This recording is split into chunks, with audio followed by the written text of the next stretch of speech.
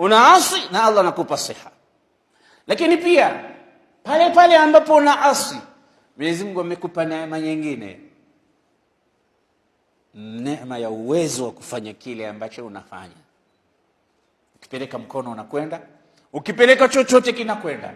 Lau arada Allahu laqasama dhahrak, angekupiga waqasama dhahrak, akakuvunja mti wako wa mgongo, huwezi kusimama ukawa unataharaka kalqaida walqasi. Hakuna kabisa, isipokuwa Mungu amekuneemesha, una neema hata wakati unamuasi. Neema ya tatu Mwenyezi Mungu amekujalia katika neema hizo, annahu yasturuk, amekustiri. Unayafanya ya kuyafanya, hakuoni mtu yoyote, uko pembeni chemba kule umejificha, na Allah amekustiri. Na neema kubwa, hata mtu akipita akikuona kwa bahati mbaya, basi na Uislamu pia unamwambia mstiri huyo ndugu yako. Faman satara akhahu satarahu Allahu yawm alqiyama, anayemstiri mwenzake na yeye Mwenyezi Mungu atamstiri siku ya kiyama. Yule hana haki ya kuja kusema bwana nimemuona pahala fulani, ndo yale sasa. Sio njia zake.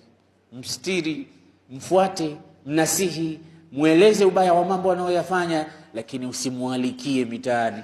Neema nyingine imekupa. Lakini neema nyingine aliyokupa Allah wakati unamuasi, annahu yaftahu laka baba tauba, anakwambia yafanye unayoyafanya, lakini na mlango wangu wa toba uko wazi, wakati wote gonga uingie. Babu taubati maftuh, inna Allaha yaqbalu taubata ahadikum ma lam yugharghir, rudi kwa Allah, tubu. Lakini pia amekupa neema nyingine, hiyo toba hiyo ni pahala popote wakati wowote, haina masharti kwamba lazima uende Maka ndo nikusamehe makosa yako, au lazima utoe pesa kiasi fulani ndo usamehewe makosa yako. Lazima hivi popote na saa yoyote, usiku mchana.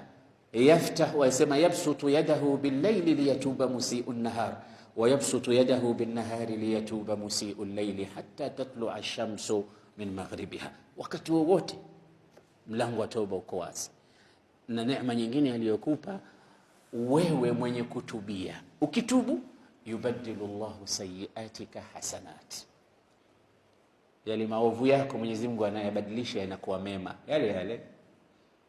Illa man taba wa amana wa amila amalan salihan faulaika yubaddilu Allahu sayyi'atihim hasanat wa kana Allahu ghafurar rahima. Neema ya mwisho, wewe si una maasi, unafanya ya kufanya yote hayo, Allah anakupenda ukija ukitubu, anakupenda.